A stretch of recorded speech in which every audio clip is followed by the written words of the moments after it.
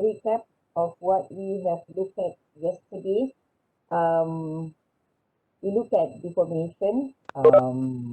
We look at deformation principle a bit lah, the fundamental behind deformation, and then the effect of temperature and effect of strain rate, or we call it strain rate sensitivity. Okay. So first thing first, deformation, any types of deformation, material, bark metal, sheet metal, they depends on ductility. Sebab ability to be deformed itself is the definition of ductility. Okay, jadinya in any of deformation ni, kalau dia ada problem, dia akan patah balik ke ductility, then baru you cari kenapa ductility dia tak cukup. Okay, deformation rate terlalu tinggi, meaning speed dia tinggi sangat, melebihi tahap ductility level yang dia ada, itulah. Ataupun the choice of temperature is wrong, ataupun the surface is ada oxide layer, therefore ductility dia akan berkurang. So it all come back to ductility. Okay, problem dalam deformation, ductility. Sebab you kena ingat ni, first thing first. Let me find my pointer. Yang ni kena ingat. Dia punya prinsipal utama dalam deformation, it depends on ductility. Any factors that influence reducing ductility or increasing ductility akan menyebabkan deformation tu mudah ke ataupun deformation becomes impossible.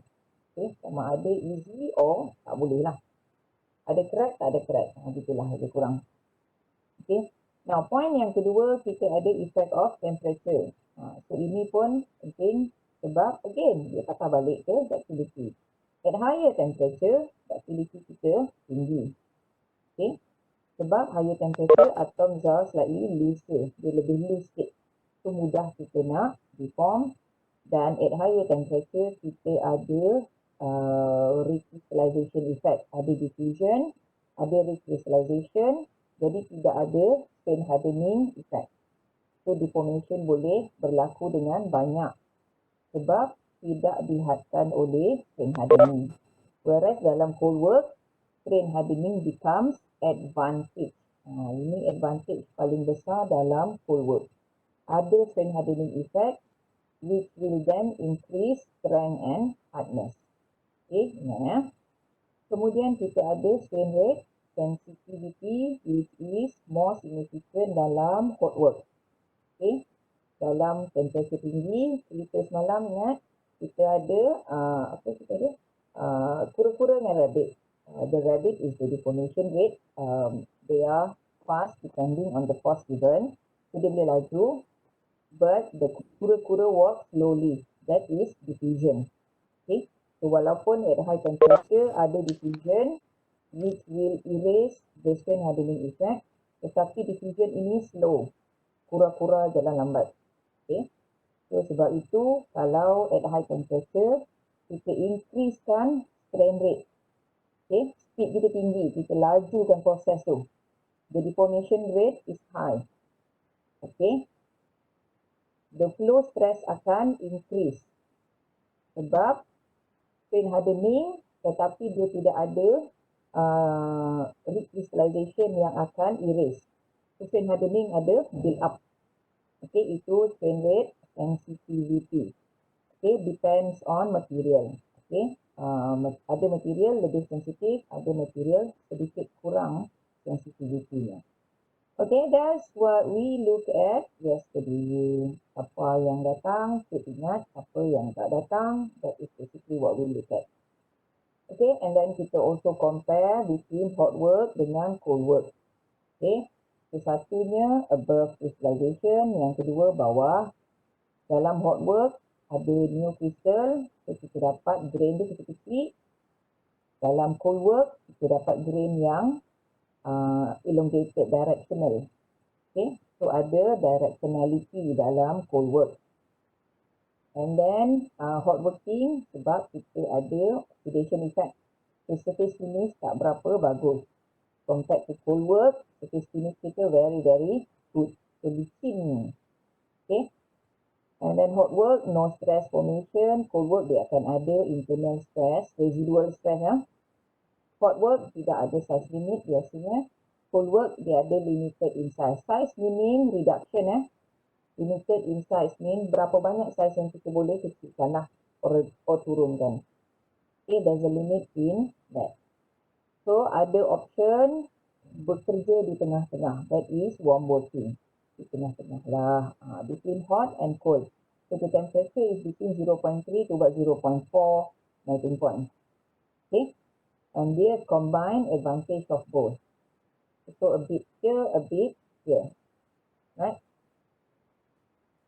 Now, kita start masuk ke bulk deformation process. Before kita look into the deformation, kita berkenalan dulu dengan the form.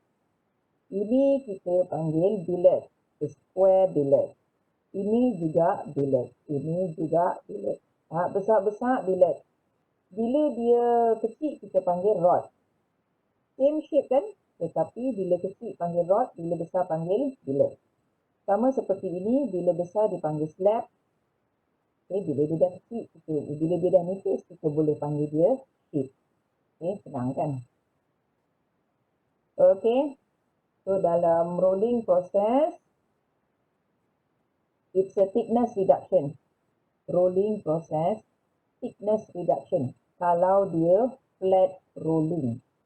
Tetapi dia juga ada shape rolling. Ini contoh Yang ini flat, yang ini apa tadi? Shape rolling. Alright. So kebanyakannya hot, tetapi kebiasaannya dia akan ada dua. Contoh yang ni dia kolan. Okay. Cold. Alright. So dia boleh ada dua. Depending on apa advantage yang kita nak. Alright. So ni tadilah. Belum, billet, besar lagi dia panggil belum pula. And then this is the ends. Okay, now, this is what we said about directionality.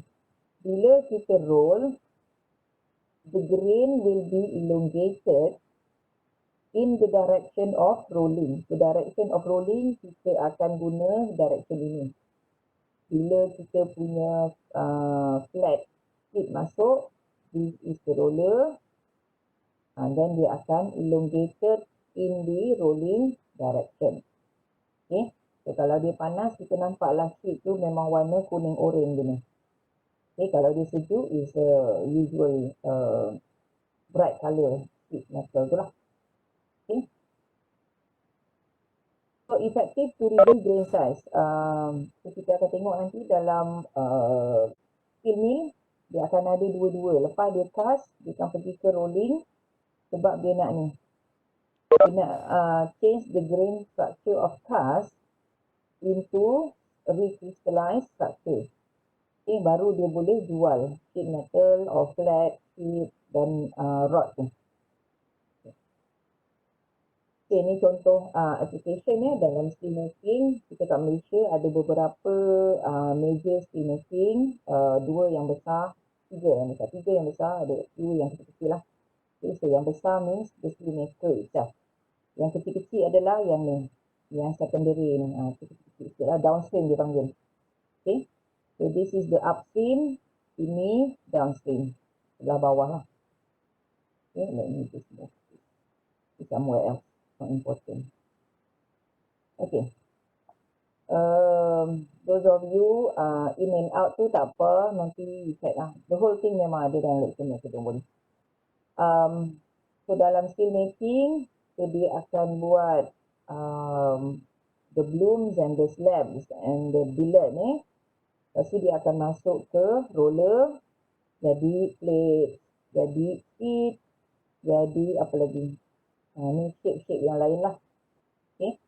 So hot kalau kita nak deform banyak, cold kalau kita nak strengthen, and permit tighter tolerance, higher tolerance lah on thickness and dimension.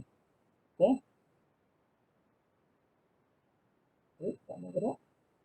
Okay, so this is another example. Ini kalau still lowering milk plant. So daripada electric furnace, ladle LF adalah ladle furnace, AOD adalah apa lah yang ni? AOD apa? Oksigen ke? Tak ingat. VOD also tak ingat. Tapi carilah. And then dia continuously cast, dapatlah the slab. And then daripada slab, dia akan roll pergi smaller. So dalam case ini, dia roll dalam bentuk billet. So billet, dia short blast untuk bersihkan sebelum dia pergi ke rolling dan sebagainya lah. Okay, now kita look at calculation dahulu. Saya lupa nak copy paste ni. The reduction and force calculation. So kita boleh kira berapa reduction kita nak jalan per pass. Per pass means sekali masuk roller. Okay, ignore the Yoda ni. Just gambar nak bagi lawan slide, but it's just same meaning force. Okay, now calculate graph. Graph adalah amount of reduction of thickness. Remember, rolling is reduction of thickness. So bila kita nak kira strain, dia akan datang dari reduction of thickness. Remember, strain adalah changes in dimension. So in the case of rolling, the dimension is thickness. So strain dia adalah change in thickness. Okay, nanti ada formula dia yang ni. So strainnya epsilon equal ln changes in thicknessnya. P naught divided by PF. P asal, P final. Okay, ini adalah formula strain. Daripada formula strain, dia akan masuk ke formula YF. Remember, kita look at YF dan YF bar semalam. So YF bar adalah for continuous process. Rolling adalah continuous process. So epsilon ni akan masuk ke YF bar. Kena tulis lah. Saya nak copy tadi, lepas tu saya lupa. So kita ada YF bar. YF ni lah. F equal epsilon and divide by 1 plus n. Ignore the back. Okay, who's trying to speak? Can you mute if you don't have any question? Okay, thank you. Okay, so bila kita nak kira force, bila kita nak kira force, kita kena kira flow stress dulu. Okay.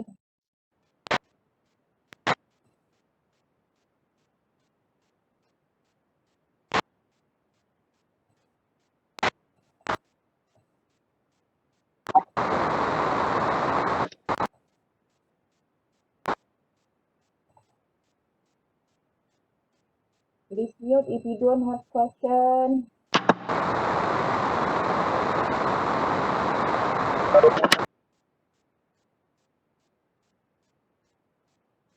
Okay, unless you have question, then you turn on your mic. If you don't, can you please mute? Okay, thank you. Alright, now back to the calculation. Okay, so kita boleh kira fraction of thickness reduction. So per reduction, R lah. R nak kurangkan 90%, 90% kan? Nak kurangkan 5% ke, 20% ke, whatever is R lah, reduction. Okay, sekali lah dengan 100. D is this, bahagi dengan T naught kali 100. So you dapatlah 10% or 15%. Okay, VF and VR. VF adalah final, VR adalah roll speed. Ini untuk formula selepas ni. Okay, so for now untuk calculation flow stress, kita kira epsilon dulu. Lepas tu epsilon ni masuk ke sini. Dan K dan N selalunya given, so you akan dapat value YF bar. The flow stress required for rolling to be performed. Right. Satu lagi. Okay, yang tadi V tu ni dia kirakan forward slip. Okay, untuk actual manufacturing forward slip ni ada gunanya sebab dia nanti akan berkait dengan description. Right. So in the setting of the machine apa semua benda ni ada kaitan, tapi dalam calculation of force required yang ni tak diambil pakai dalam calculation of force. Okay. So for the condition of no slip, V kena sama dengan VR. Okay, bila kita nak set speed tu, VR nu adalah VR adalah roller punya speed R. Okay. So as a engineer, you nak kena set 3 speed.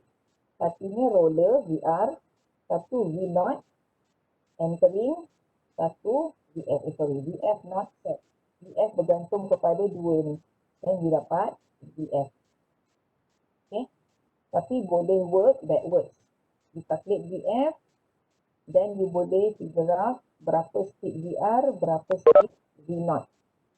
What is the importance of velocity? Sebab ini adalah manufacturing process.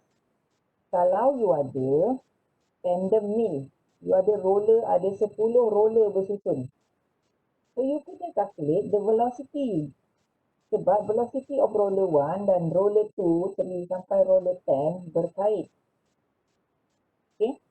So you nak kena set kan, engineer. So you kena set lah.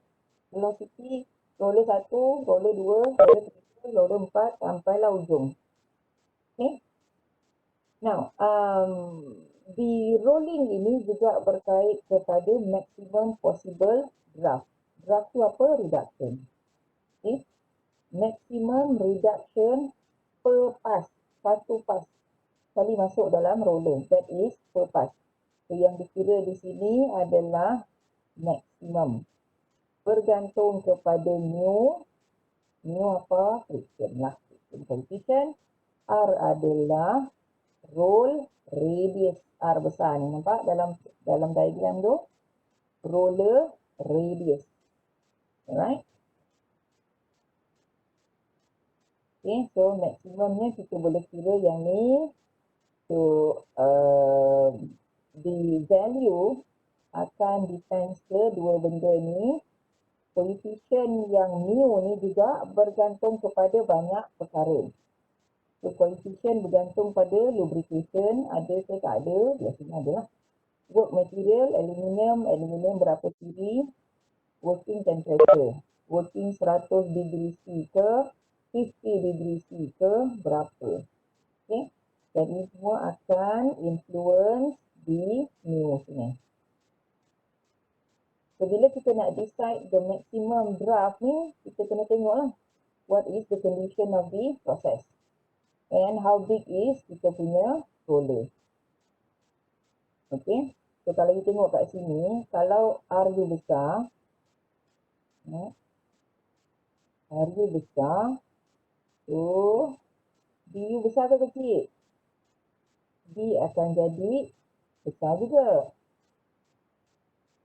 Okay. Sebab bila roller besar, automatic the force given to the workpiece adalah juga besar. So you are able to increase the maximum draft. Tetapi later on kita akan tengok ada pro and cons, ada baik, buruk. Alright. So ni yang dia kata slip point tadi. When you want to decide on the minimum speed, ini akan diambil kira. Okay. Sebab at one point dia akan ada no slip point. Dia tak slip, tapi dia akan jadi roll. Slip means dia pass through without being deformed. So no slip point adalah keadaan di mana the pressure is maximum and sufficient to deform the workpiece. So that is what we want. Okay. Inilah habis itu dekat sini. Okay. So lepas kita dah calculate YF bar tadi, dia pun masuk ke sini. Okay. So kita boleh kira force required. equal to YF bar tadi kali dengan WL, which is the roll work contact area. Width kali dengan length. Length yang mana? Length lah. Okay. Length of the this. Bukan length tu.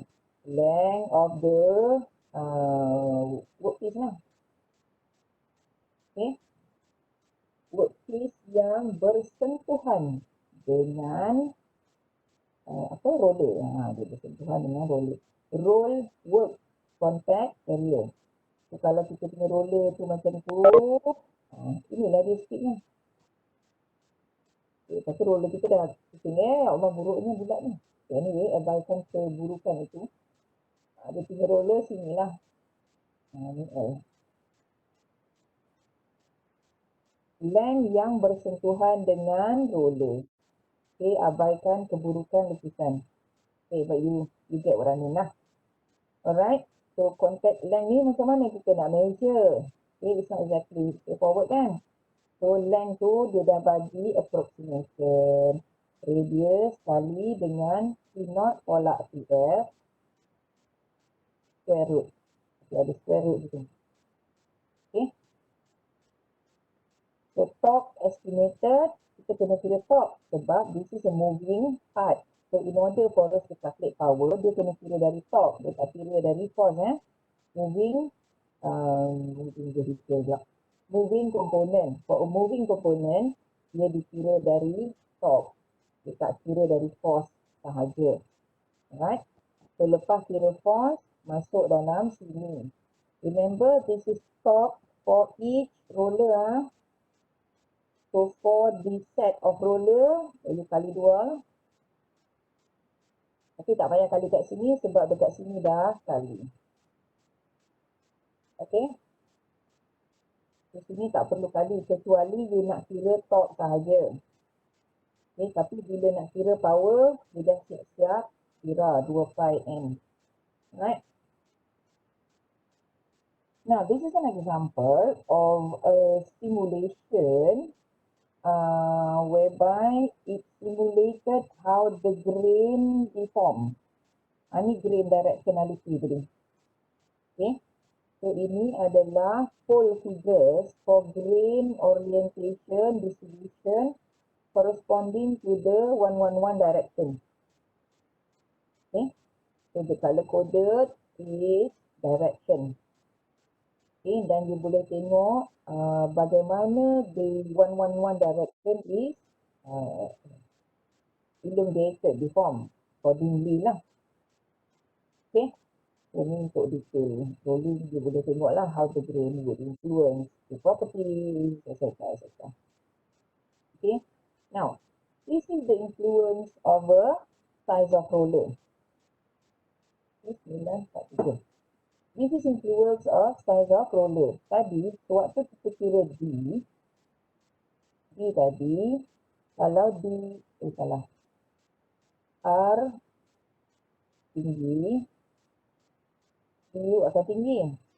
Maksimum gram. Tetapi, dia akan effect residual stress.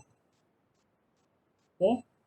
Kalau kita guna roller yang besar, ini roller besar, the B is the larger roll. Ini size L, ini size S, small. Okay. Kalau kita pakai roller yang besar, because roller besar gives us higher force. Okay, so dia akan compress the workpiece. Okay. So the surface is being elongated and in tension. So sebelah atas dia in tension, sebelah dalam in compression. Okay, so sini tension, sini compression. Berbeza dengan kalau kita pakai roller yang kecil. Because for a smaller roller, the force given is relatively lower. So, kecil sikit rollernya, so force dia pun kecil. Okay. Bila force dia kecil, di sebelah atas akan being compressed in compression. Dia compress atas, dekat sebelah tengah tension. Kalau yang tadi, dia being force dengan force yang tinggi di sebelah atas. Ke sebelah atas tension. Compression itu akan happen di center. Okay. Yang ini compression di sebelah atas, tension di sebelah tengah. The middle section would be in tension. Okay, the top surface will be in compression. Now, how does that give us advantage? Okay, kenapa ada advantage di sini? Let's see. Yes. Let's see how many participants we have. 48. Wait, berapa ramai tak datang kan? 5 tak datang. Okay, siapa 5 tak datang? Okay, let's see. Use the chat. What is the advantage of this residual stress compression compared to residual stress in tension?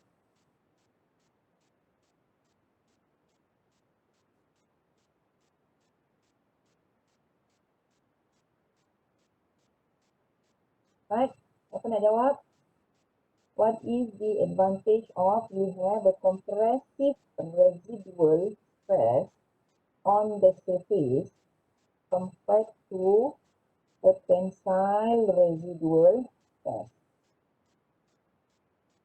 Jadi satu-satu nak jawab. Hello everyone. Ada ke tak habis sarapan lagi? Oh, dah tidur balik dah. Hello. Uniform distribution of force. No, not about uniformity. Harder surface. Okay, why is it harder surface?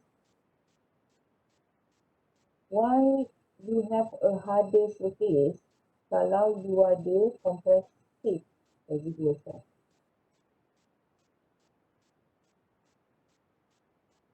Let's defect. Well, the tensile residual stress is the kind of defect. So it leads to defect later on. Itulah. More compact to surface. Dua-dua being deformed. So if you're saying more compact, I'm not sure how you relate compactness to being deformed. Okay, metal surface is not viscous that you can compact. Okay, metal is already a compact, a dense material. Okay, they don't get compacted. Just like viscose boleh kena compact. Tak boleh dia tak. We're talking about solid, dense material. They don't get compacted. They get deformed, but not compacted.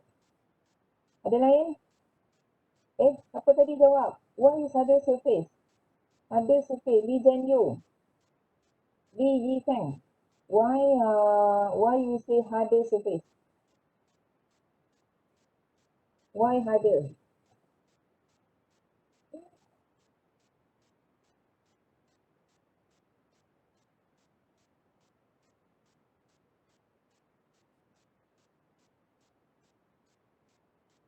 Maybe it related to the size of grain boundary. Dua-dua akan be elongated. Both cases, you akan ada elongated grain. Smaller grain size without elongated. Smaller grain size kalau you buat at high temperature.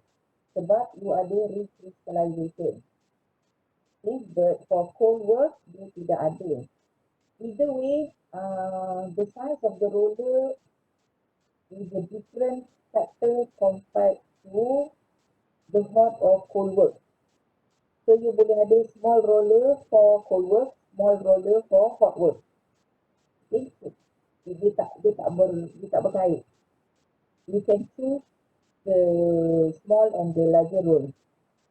The compressive force at the surface act in opposite direction to the external force. Okay, what does it mean? Ini ayat Google ni. Okay, what does the explanation given when you Google this? The compressive force at the surface acts in opposite direction to the external force.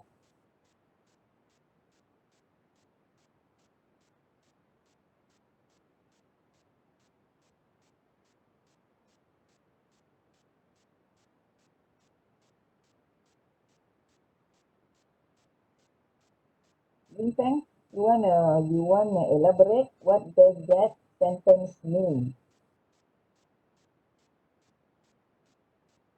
The compressive force at the surface acts in opposite direction to the external force. What does that mean? Any idea? Anyone? Any idea what does the sentence means? Anyone?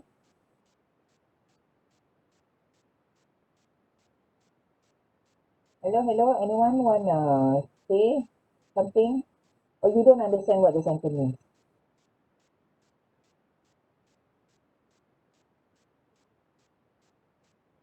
Hello? Lepas tu semua orang diam dah. Anyone?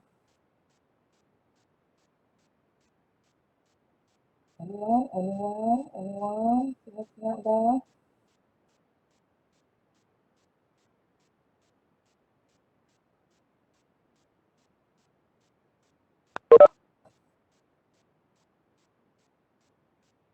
Okay. Ada. Kita tak masuk dah.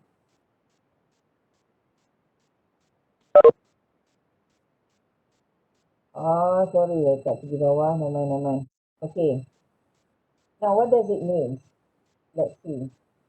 Dia kata, if you have a compressive stress on the surface, compressive is minus lah. Kalau kita pakai di common, apa nama? Common symbol tu.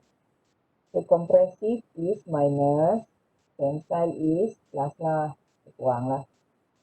Now, say you have, kat mana nak draw? Say you have the surface of the component. I can draw a straight line. Okay, say this is a component. Oh, lama, baru putih sendiri. It's not straight anymore. Okay, now, then you have a force acting on it. Okay, so this is your force lah. Apa-apa force. Impact force pun boleh. It's just a pushing force pun boleh dan macam apa the force.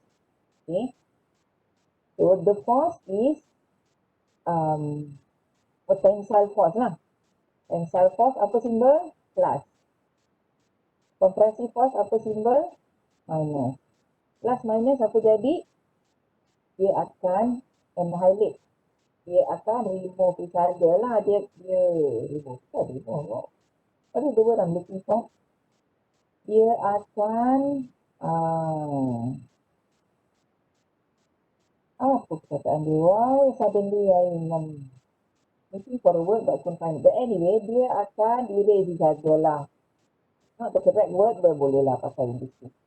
Okay, so this is plus, cancel out, neutralize. Thank you very much everyone. Okay, dia akan cancel out. Jadi, force yang datang tadi will not fracture surface kita. Sebab surface kita is in tension. Okay, so bila force datang, dia akan be able to absorb, in a way absorb lah. Absorb the force given kepada surface tu. Okay, as compared to, let me find eraser. As compared to, kalau yang sini plus. Okay, so the surface is already in tension. Dia already in tension. Okay, lepas tu you bagi pula external force. So what happen? Lagi mudah crack.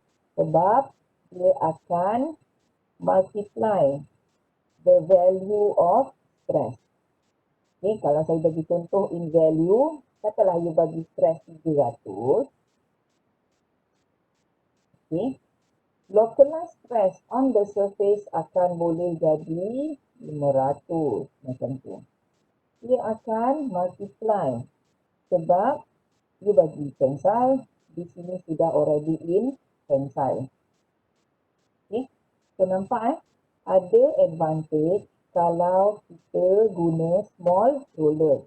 Now, if I go back to the chat tadi, mana ayatnya tadi? Ayatnya adalah, now this is the sentence ya.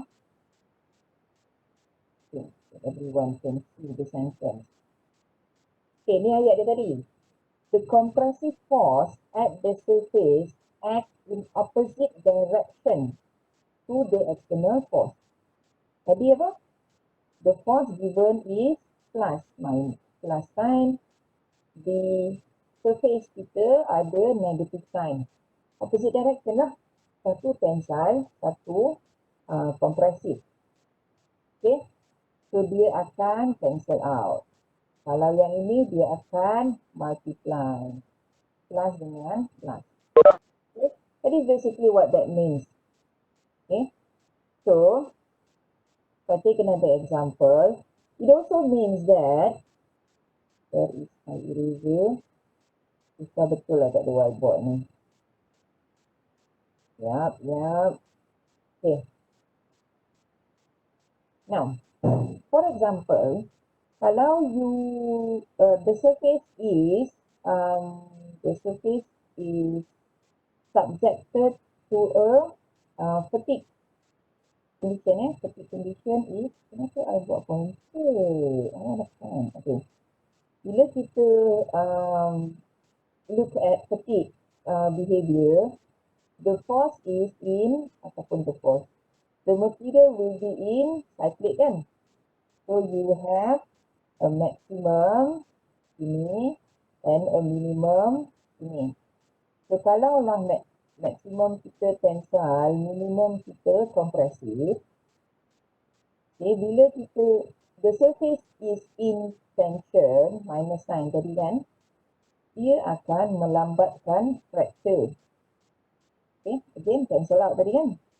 So, akan balik. You have to bear with me lah, to invest on something so that I have a whiteboard. Okay, so ini small roller akan give you higher strength for fatigue. Okay. Alamak, banyaklah pula nak tulis. Okay. Why do I say for fatigue only? Sebabnya, value hardness-nya, kalau you ada small roller dengan high roller, the value of hardness dekat surface sama ke tak sama? What do you think? Tak sama? Why tak sama? Kenapa tak sama? Sama lah. If it's the same reduction, katalah reductionnya sekarang 50%. Yang ini pun 50%. Yang ini 50%. The hardness gain will be similar. Okay?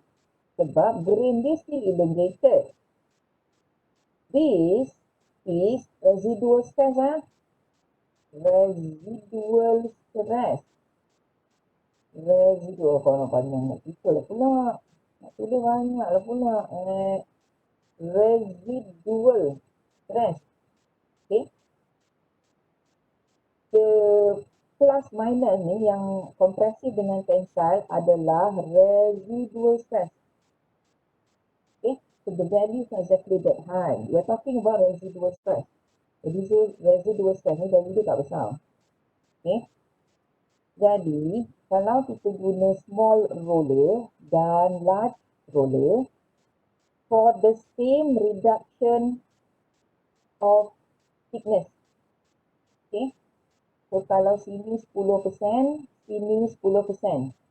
Hardness you akan sama. Okay. With the same reduction. Same reduction. Okay. Sama. Cuma kalau untuk petik, sebab dalam petik dia ada loading yang maksimum dan minimum. Okay. So dia punya loading tu dia apa nama? Dia apa nama? Repeating. Okay. So dia ada higher fatigue resistance. Alright. So it's exactly strength per se. Kalau reduction sama, value hardness sama. Okay. Sebab ini adalah residual stress. However, in terms of small reduction, kalau smaller roller, force dia kecil. Jadi reduction dia pun kecil. Kalau a larger roller, reduction dia besar. Okay. So you ada pilihan lah.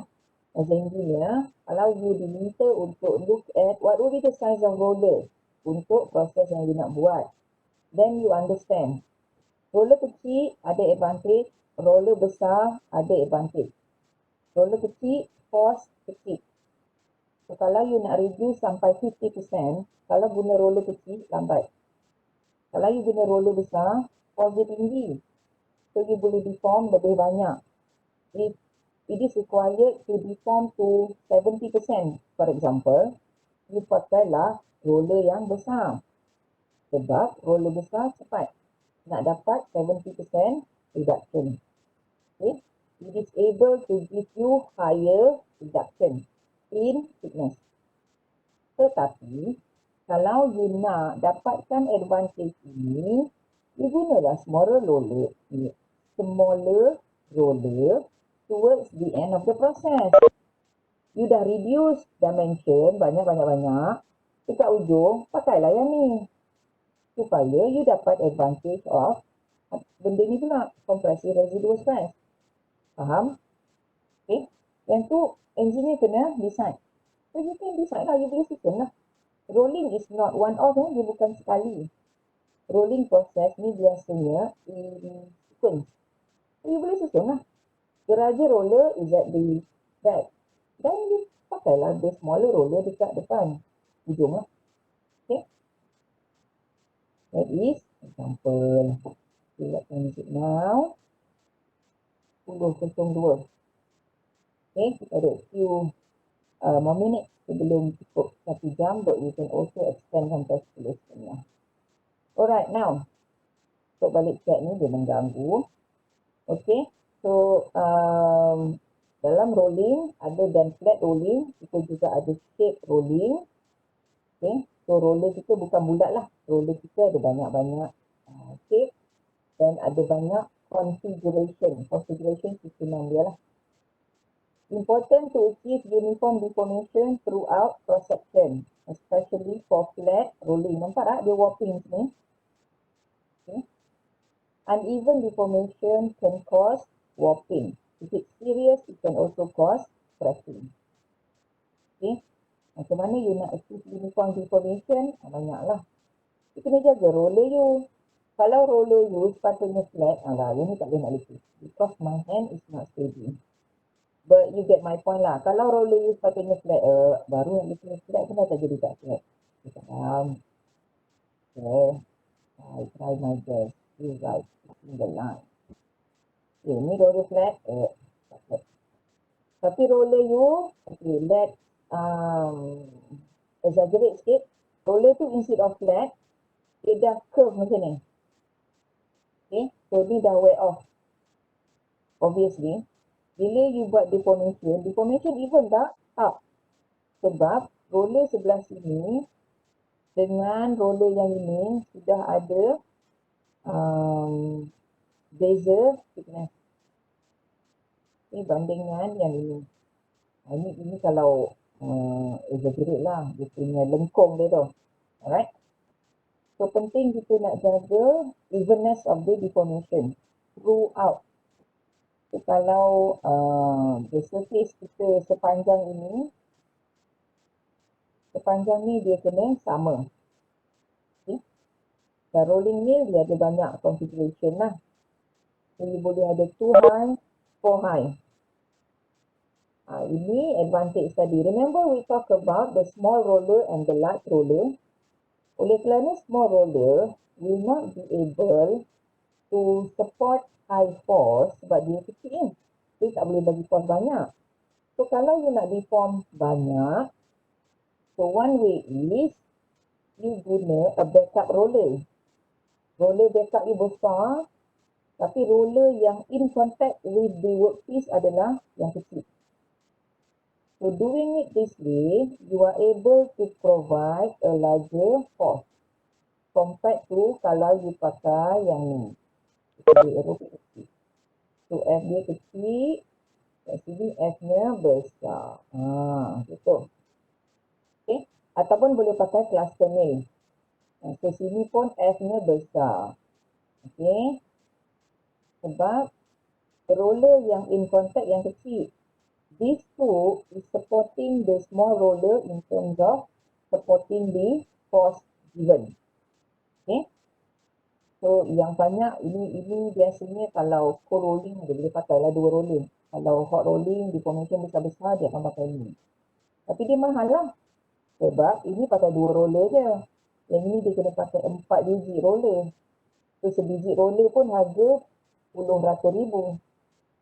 So kalau nak pakai 4 roller or even 6 rollers, the cost would be high lah. Okay. Ini tandem. Ini kebiasaan. Kalau you pergi mana-mana rolling plant, dia memang ada. Okay, dia boleh jadi 2 kilometer. Jadi kalau masuk ke rolling plant, you akan nampak basikal dekat tepi silang. Or motor. Sebab for you to travel from this end to this end, memang exercise.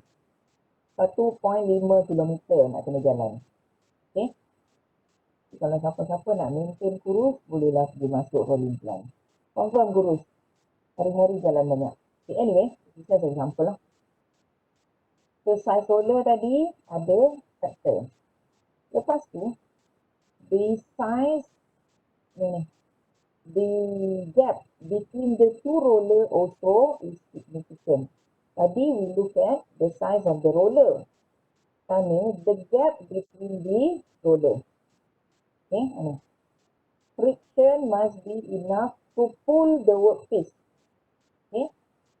Contoh size adalah roller kita kecil. Not enough friction to grab the billet going through. Kalau roller kita besar sikit, so dia punya contact area pun besar, so the friction will be besar. Remember, friction kita berkadar dengan the size of contact. So, kalau rollernya besar, size-nya pun besar lah. Okay, the friction is enough to pull the billet through. Okay, so kalau gap kecil, tak boleh nak muat masuk. So the gap can needs to be slightly farther. Barulah workpiece boleh masuk. Banyak setting dalam roller. Roller size ada kena fikir.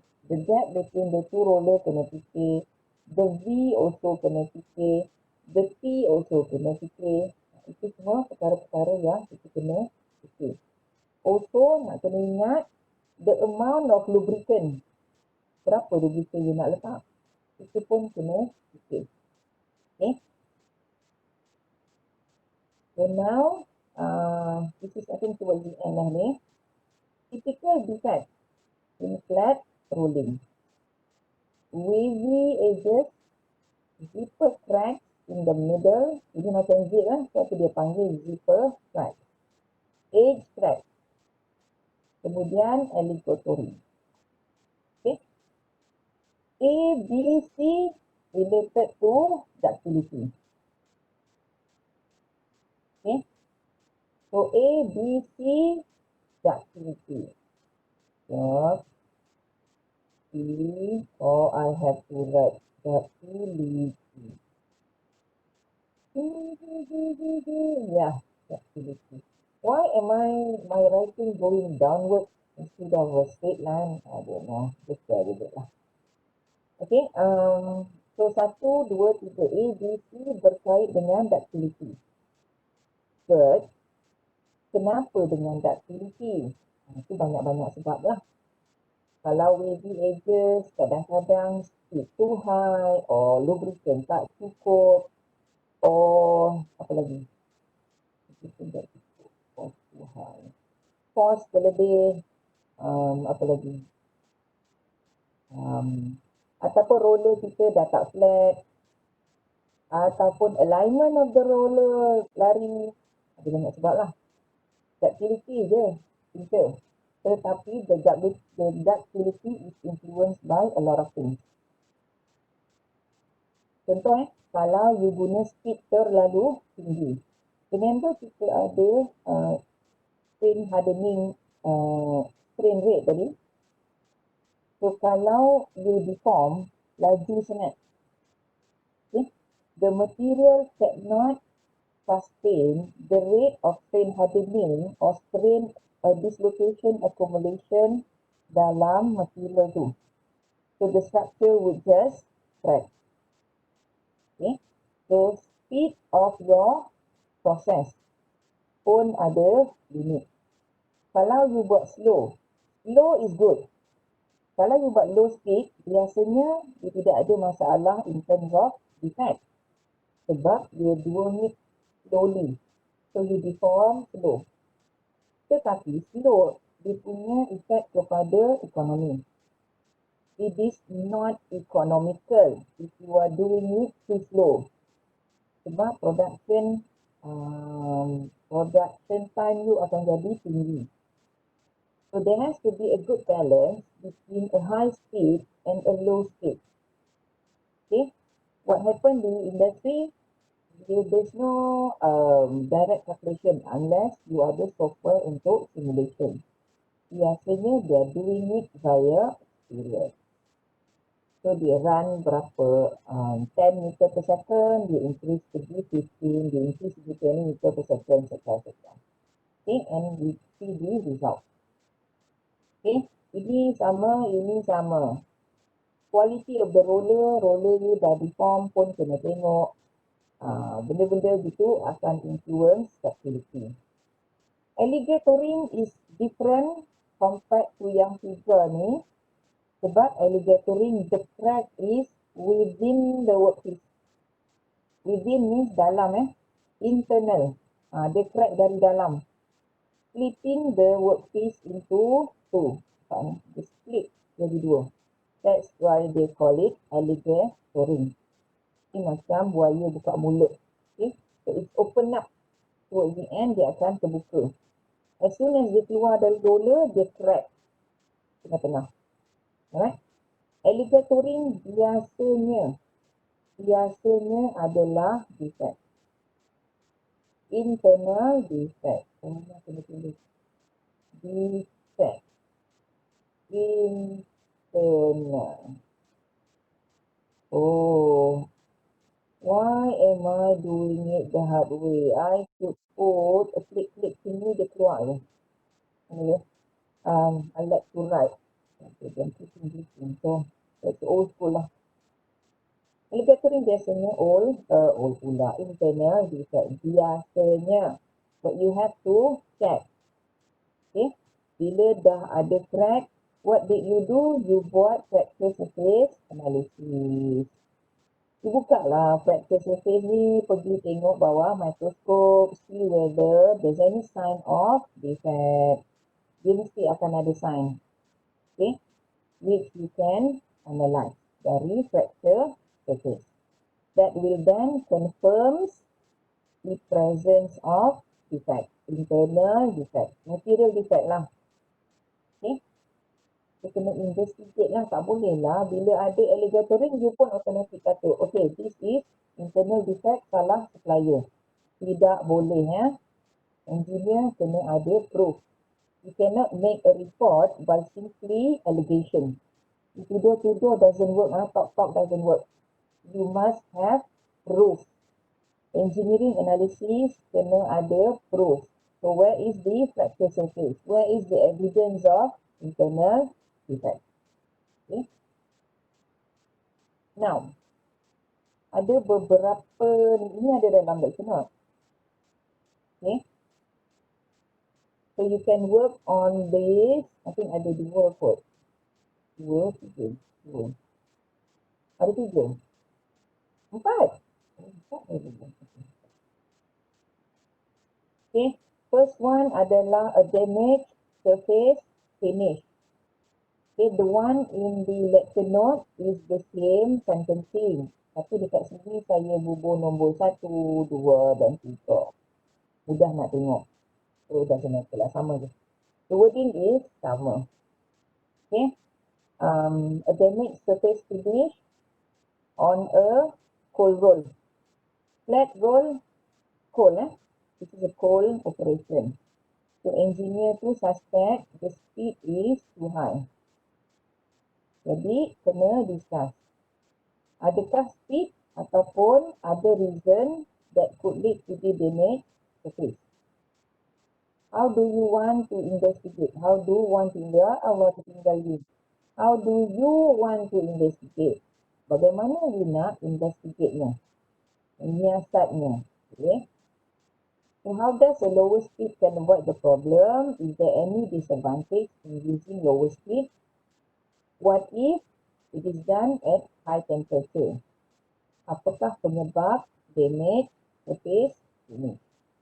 Ini soalan exam tahun tak ingat. Okay. So you boleh discuss on this on your own, or if you want, you can also do this in a group, beberapa orang, and you can share dalam mana-mana. Let me see, should I buat a Padlet kan? If you want, I can create another Padlet and put this in the Padlet so that if any one of you buat jawapan, then it can be shared with the rest of the class. Okay, it is up to you. Saya bagi sahaja contoh-contoh exam question. Okay, yang kedua adalah rolling to make a pipe. In this case, a square pipe. Ini actual . Yang ni not from actual, ini saya create. Yang ini actual, company-nya dekat Kelang. Tapi years ago lah, we gave them advice, and then I think the problem has been solved. This was, I don't know where that 2000 tak ingat. Lama dah punya cerita. But I still use it. Okay. Now, the problem adalah crack. Okay. Outer corner of the square. So kalau this is the square type. Okay, again, ignore my drawing. My hands are not really that good. Okay, tak berapa pun. So if this is the square, dia punya crack dekat sini. Dekat corner of the crack. But in actual corner lah, saya tak boleh nak lukis. Dekat corner betul macam tu. Dekat corner of the crack. The location of the crack is consistent only at the outer corner. Tapi dia boleh depan, dia boleh belakang lah. Dan dia boleh this corner, dia boleh this corner, ataupun that corner or the other corner. Tapi dia dekat corner. Okay. Itu satu problem. Satu lagi problem, is the same company sebenarnya. Dia ada banyak line. Okay, in another case, dia ada pipe yang square dengan round. Made of steel or very great. Dia punya problem adalah crack juga. Tetapi crack dia at random position. Okay, dia tidak ada consistency. Ini pun kerja engineer ni. Bila you ada crack, you have to know detail of the crack. Sama ada crack tu consistent in one position or not, ataupun dianya random. engineer kena be very observant. You have to dig information. Kalau ada crack, you kena pergi cari. Crack ni kat mana? And then you detail out. Crack tu berapa persen? Di mana? Consistent or tak consistent the location? Adakah dia berlaku specifically only at morning operation? Or ataupun morning, day, night semua sama? Ataupun dia with a specific bag? When there is defect, you kena ada detail. Sebab itu, case study given dalam exam question juga dia akan ada detail. Contoh yang atas ni, the crack is consistent location-nya. Yang sebelah bawah, random and inconsistent. Dia tidak ada specific position, dia tidak ada specific to either square or round size. Tetapi, apa yang dia notice adalah, it is higher in certain batch number.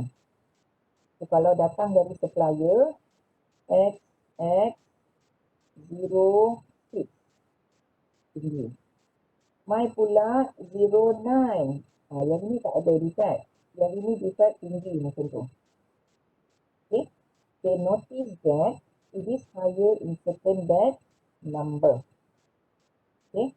So, dua case yang berbeza. Jadi, dua jenis jawapan lah. Sebab dia tak sama. Okay. Sama ke tak sama? Saya cakap tak sama. But it could be sama. Saya nak bagi fokus semua orang. Okay, anyway. Okay, two different case. Okay, boleh try jawab lah.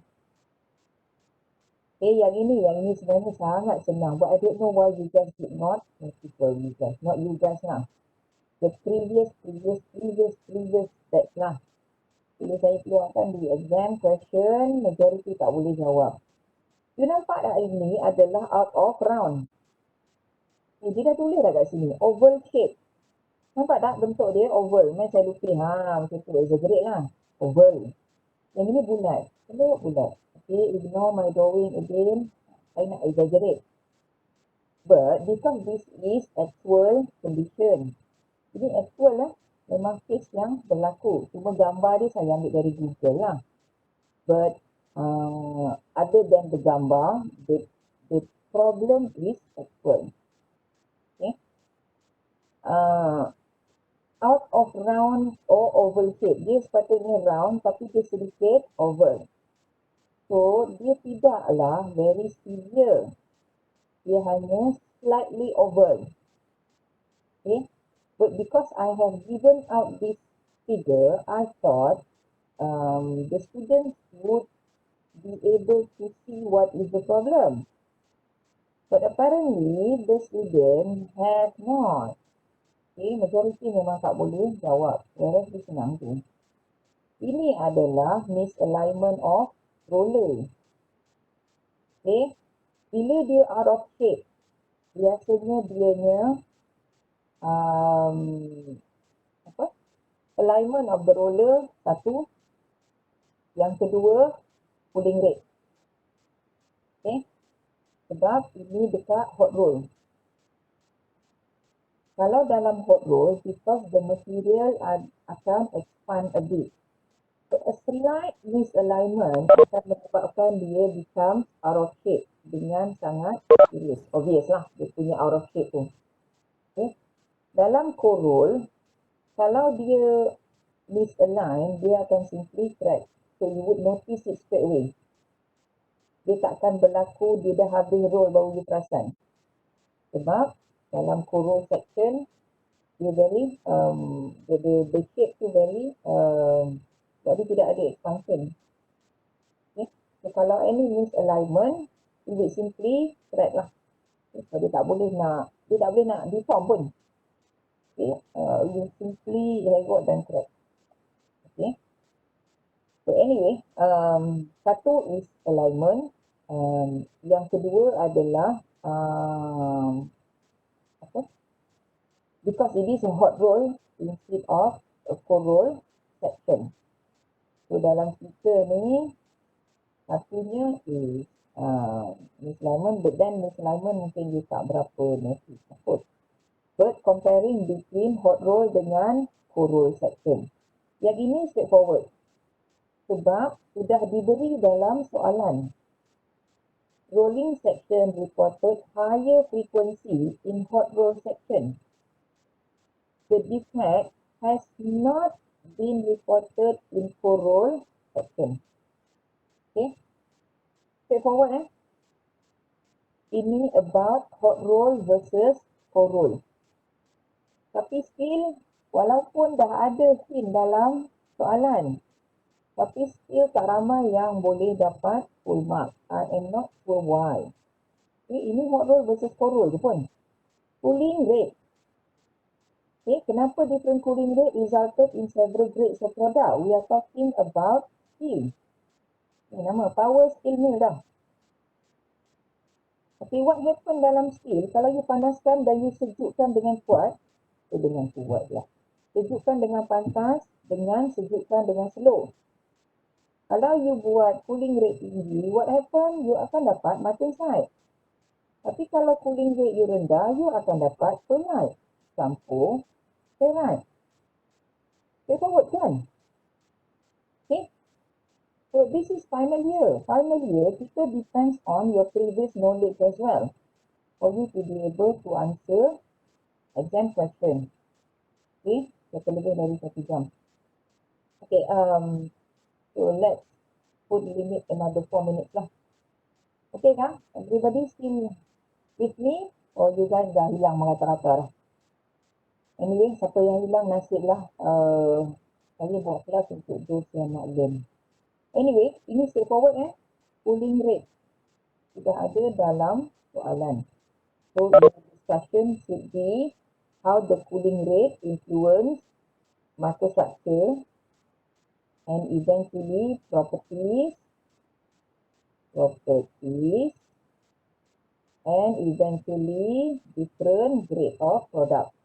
Sebab kalau martensite, you have a higher strength, obviously higher grade lah. Tapi kalau strength rendah, dia akan menjadikan grade tu pergi ke grade B or C or D lah, betul? Alright? Apa lagi? Ini pun actual. Again, benda ni crack juga. So boleh, surface alligatoring, crack occurring, bla bla bla bla bla bla. Dia dah buat, tapi ini jawapan dah ada. The problem is due to internal defect. All you have to do is explain kenapakah engineer itu memutuskan the problem is internal defect. You kena cerita how. How you come to the conclusion. Apa test you buat? Apa ni? You were asked to examine the problem and do troubleshooting. Mesti you buat troubleshooting, apa you buat? You buat practice test kah? You buat microstructure ACM kah? You buat tensile test kah? Hardness test kah? Apa test kah? You kena cerita sini. Okay. So this case, you have been given the answer. Cuma kita nak you explain how you come to that conclusion. Okay. Dah lagi berapa contoh lagi dah habis. How to minimize threat. Ini banyak masalah. Ini actual saya ambil dari Google, but ini. Jadi Google, but it is from actual forum lah. Orang share problem. So ni crack. Ini crack yang daripada outside. Jadi dah also crack. Ini become even serious lah. Okay. Sekali lagi. Ada rolling operation. Ini reading material lah. You boleh baca type of rolling. So transverse, thread rolling, straight rolling, steel rolling, straight twisting. Okay. Now this is an advantage of roll thread compared to machining. So, kalau kita machine, kita tak define kan? Sebab machine dia remove. So the grain are not changed. So dia simply cut off grain tu saja. Bila dia machine, the grain are being cut. Kalau grain tu asalnya macam ni, bila you cut sini, grain ni jadi macam tu lah. Dia dah potong surface tu, grain you akan jadi open grain. Okay. Tapi kalau you buat roll thread, the grain tu akan di align. Mana itu? Grain you okay, so grain you being align. Nampak ni? Ada hujung ni. Kalau you pergi tengok bawah makroskop, you akan nampak ada sebelah tepi, grain you akan align to the face. Now, bila you ada force, not sure how many of you are still with me. Let's check. 48, dah kurang satu. Okay. Bila ada force, what happens to crack? Crack will simply propagate. Sebab ini open grain, tak ada block. Macam kalau you nak masuk rumah, rumah tak ada pagar, boleh masuk terus kan? Why are you requesting to annotate? As opposed to ni, you buat pagar siap-siap. Your grain boundary is clear. So, bila ada force, the crack will simply been blocked by the grain boundary. Ni grain boundary ni. Rumah ada pagar, tak boleh masuk terus kan? Okay, so itu beza. Ini rumah tak ada pagar, ni rumah ada pagar. So, which one has a higher strength? Yang ni lah. Yang ini akan ada higher strength. Favorable grain flow. Yeah. Okay. Any question so far? I think this is my last slide. Any question?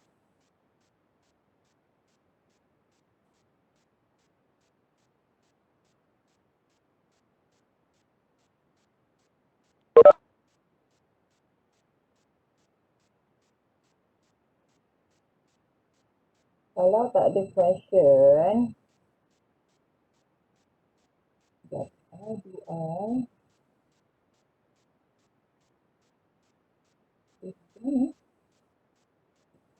how do I embed a Google Form link ke? Alamak, tak pasti. Mana embed Google Form link kat sini lah? Ni dah tak ada tadi. I copied the link already, but dia dah tak ada boleh paste ni. Tak apalah, nanti saya paste. Now, I prepared a Google Form as the top of after class assessment, but somehow I lose the Google the link somewhere. Tak tahu kat mana sebab I could not paste it here. Anyway.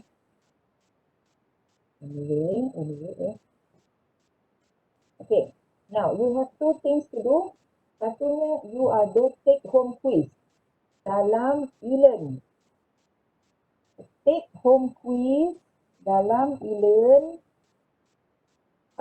is a 1 hour quiz open dari pukul 11 hari ini hingga Sunday 11 PM.